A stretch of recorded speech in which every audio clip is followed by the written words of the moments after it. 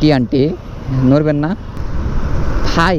কালকে 500 টাকার তেল ভরছি এবং এখন দেখাচ্ছে আমি রিজার্ভে চালাচ্ছি, তাও 3.9 কিলো আমি রিজার্ভে চালাইছি, কিন্তু টাঙ্কি খুললে তেল দেখা যাচ্ছে ভরপুর ভরপুর তেল আছে।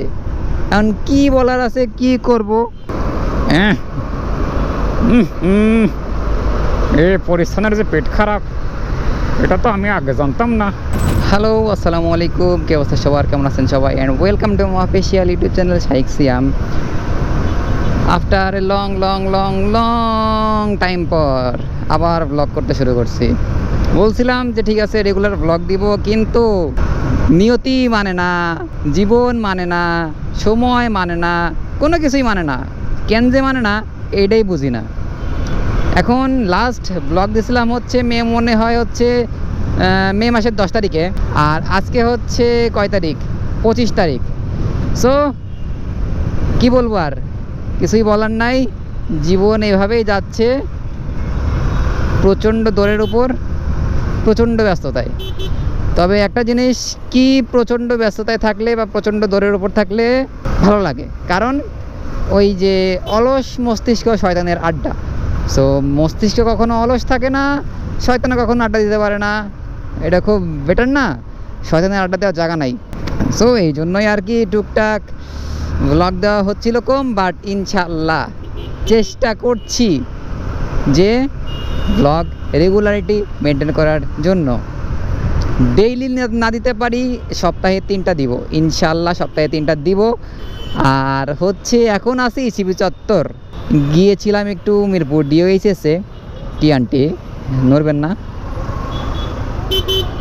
ডিওএইচএসের কাজটা শেষ করে এখন যাচ্ছি হচ্ছে আপনাদের ভাবিকে নিয়ে আসতে। তো এই জন্য হচ্ছে ডিরেক্ট চলে যাব এখন বসুন্ধরা। আর সে আমাকে বলে রেখেছে আজকে কোথায় কোথায় যেন যাবে। সো এই জন্য আর কি যাই, তার মেবি অফিস প্রায় শেষের পথে। এখন আমার কি যে একটা ভাই প্যারা, এই যে এই বাইকটাতে FZS V3 বাইকে এই তেলের মিটার ইস্যু খুবই একটা পেইনফুল, বা তেলের সেন্সর ইস্যু যাই বলেন না কেন ভাই। কালকে 500 টাকার তেল ভরছি এবং এখন দেখাচ্ছে আমি রিজার্ভে চালাচ্ছি, তাও 3.9 কিলো আমি রিজার্ভে চালাইছি, কিন্তু টাঙ্কি খুললে তেল দেখা যাচ্ছে ভরপুর ভরপুর তেল আছে। এখন কি বলার আছে, কি করব। সার্ভিস সেন্টারে নিয়ে গেছিলাম, ওরা কি বললো, যে বললো হ্যাঁ ভাই ঠিক করে দিছি, এই সেই হ্যান ত্যান ভক্কর চক্কর, কিন্তু কোনো লাভ হলো না। সেই যেই লাউ সেই কদুই হয়ে থাকলো।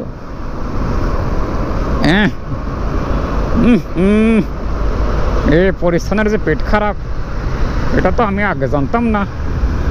যাই হোক, সেটা বড় কথা নয়, বড় কথা হচ্ছে বাইকটা সব দিক দিয়ে ভালো, সব ভালো, কিন্তু এই তেলের মিটারের জন্য অলরেডি আমি 3 দিন বাইক ঠেলছি। ভাই কী যে কষ্ট হয় এই ঠেলতে, এত বাইক বড় ভারী বাইকটা যেটা বলেন না কেন, জীবনটা শেষ। কারণ ওই সময় কি তেলের মিটার দেখাচ্ছে যে 2 দাগ তেল আছে, আবার এক সময় দেখায় যে হ্যাঁ এখন কিন্তু 2 দাগ তেল আছে, যে পাশে 2 দাগ তেল দেখা যাচ্ছে, কিন্তু এই পাশে দেখাচ্ছে রিজার্ভে চলতেছি।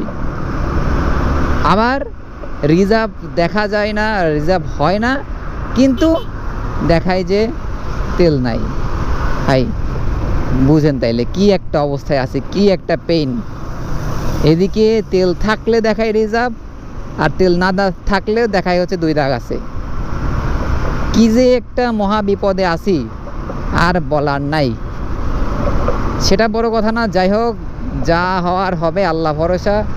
এখন একটানে রেডিসনের সামনে চলে আসছি, রেডিসন ব্লু।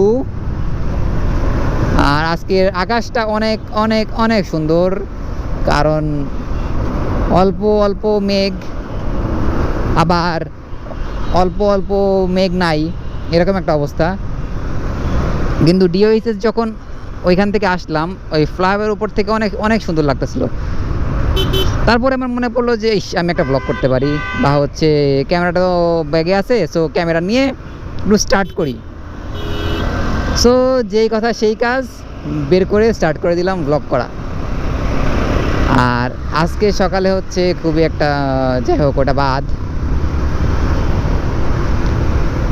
এখন চলতে চলতে চলে আসছি প্রায় হচ্ছে কুড়িল বিশ্ব রোডের কাছে। এখান থেকে আমি বামে উঠে যাব, কিন্তু বামে বলতে এই বামে না, এইটা হচ্ছে এক্সপ্রেসওয়ের বামে, এলিভেটেড এক্সপ্রেসওয়ের বামে, আর আমি উঠবো হচ্ছে ফ্লাইওভারের বামে। এটাই হচ্ছে সায়েন্স। আর এই বটগাছটা অনেক অনেক সুন্দর হয়ে উপর থেকে নিচে নেমে আসছে, ওর ওই ঝুলন্ত শিকড়গুলা। ছোটোবেলায় যে ভাই এগুলোতে কত ঝুলছি, কত মানে ঝুলা ছিঁড়ে ফেলছি, ছিঁড়ে ঠাস করে পড়ে গেছি, তার হিসাব নেই। গ্রামে তো এই বটগাছগুলোর এই শিকড়গুলো নিচে পর্যন্ত আসতেই পারে না, ঝুলে মনে করেন যে সব ছিঁড়ে যায়। এই হচ্ছে একটা অবস্থা। যাই হোক, এইখান থেকে আমরা বামে ফ্লাইওভার দিয়ে উঠে চলে যাব বসুন্ধরা। আর হ্যাঁ, ওই বসুন্ধরার ওই রাস্তাটার মোটামুটি মানে যমুনার সামনের রাস্তাটার কাজ শেষ, বা হচ্ছে ওই আন্ডার কনস্ট্রাকশন ছিল আগে, পাতাল রেল, মেট্রো রেল বা কিছু একটার জন্য যেটা ছিল, ওটার মোটামুটি হচ্ছে এই খুঁড়াখুড়ির কাজ শেষ যদিও। আর এই বসুন্ধরার ভিতরে বলি না ভাই যে এটার জীবনের সংস্কার কাজ শেষ হবে না। রাস্তা এদিক শেষ হয়তো ওদিক কাটে, ওদিক শেষ হয়তো এদিক কাটে। এখন হচ্ছে এই যে যমুনার পাশ দিয়ে যেটা মেন ঢোকার রোড, 1 নম্বর রোড বা 1 নম্বর গেট যেটা, ওদিক দিয়ে রাস্তা খুবই করুণ অবস্থা। সো এই করুণ অবস্থা দিয়েই যাচ্ছি আসছি, এই হচ্ছে অবস্থা। কিন্তু রাস্তায় কি জ্যাম আছে মনে হচ্ছে না, মনে হচ্ছে না, আছে না নেই, কিছুই তো বুঝতে পারতেছি না। রাস্তায় জ্যাম থাকলে এক ব্যবস্থা, না থাকলে আরেক ব্যবস্থা। যাই হোক, দেখি হালকা করে ঢুকি, যা আছে কপালে যাই। তো কি কুতকুত খেলবেন নাকি চাচি? রাস্তার মাঝখানে যান তো যান না, কি একটা অবস্থা। যাই হোক, সেটা বড় কথা নয়, বড় কথা হচ্ছে প্রায় চলে আসছি আপনাদের ভাবির অফিসের কাছাকাছি। আর এইটুকু রাস্তা দেখি জ্যাম আছে, এতক্ষণ কোনো জ্যাম পাইলাম না। জ্যাম হয় মেনলি হচ্ছে এই যে এই বাসগুলো রাস্তার মাঝখানে দাঁড়ায়, দাঁড়ানোর পর পিছনের যেই গাড়িগুলো আছে বা যে বাসগুলো আছে তারা যাইতে পারে না। সো এটাই একটা বাসের জন্য দেখবেন বাসের সামনে পুরাটা খালি, আর পেছনের মানুষ ভাবছে ওয়াও রাস্তায় কি জ্যাম, কিন্তু পেছনের গাড়িগুলোর বা রাস্তার মানুষগুলোর কোনো দোষই নাই, আর তারা জানেও না রাস্তায় কেন জ্যাম হয়েছে।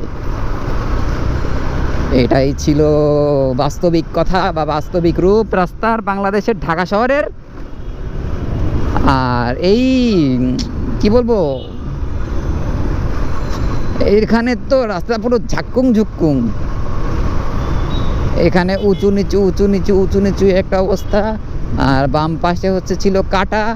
বাট আজকে খুশির খবর হচ্ছে এই রাস্তায় তো আমি এখনও কোনো জ্যাম পাইলাম না, কোনো গাড়ির চাপ নাই, কোনো গাড়ির প্রেশার নাই, কোনো ঝড় ঝামেলা নাই। আমি কিন্তু যমুনার সামনে চলে আসছি প্রায়।